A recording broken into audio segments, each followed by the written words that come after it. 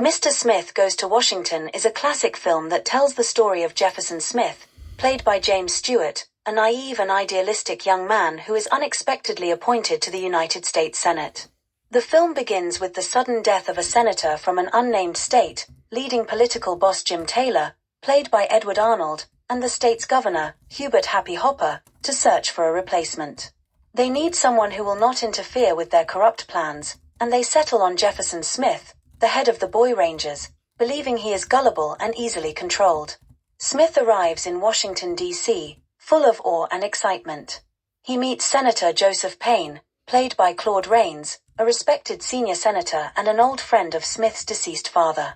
Payne, however, is deeply entangled in Taylor's corrupt machine. Smith's enthusiasm and naivety make him an object of ridicule among his new colleagues, and he is quickly disillusioned by the cynicism and corruption he finds in the Senate. With the help of his secretary, Clarissa Saunders, played by Jean Arthur, who initially regards him as a simpleton, Smith begins to understand the complexities and challenges of his new role. He becomes determined to make a difference and decides to propose a bill to create a national boys' camp, which would be funded by a loan. However, the land he proposes for the camp is already part of a graft scheme involving the building of an unnecessary dam, a project that Taylor and Payne support for their financial gain. When Smith introduces his bill, Taylor and Payne plot to discredit him. They accuse him of trying to profit from his bill, framing him as corrupt. Smith is stunned by the betrayal, especially from Payne, whom he idolized. A Senate committee is convened to investigate the charges, and Smith, overwhelmed and devastated, almost gives up. Encouraged by Saunders, who has grown to admire his integrity and resolve, Smith decides to fight back.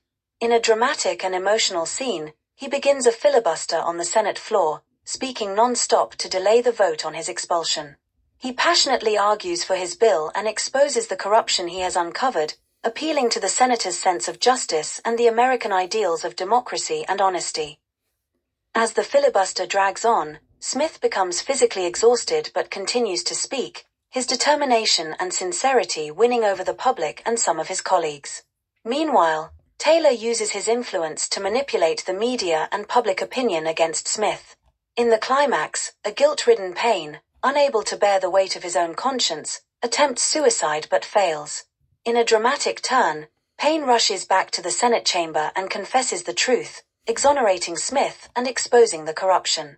The film ends on a hopeful note, with Smith collapsing from exhaustion but ultimately victorious in his fight for justice and integrity. Mr. Smith Goes to Washington is a powerful and enduring tale of one man's fight against corruption, highlighting the importance of honesty, integrity, and perseverance in the face of overwhelming odds.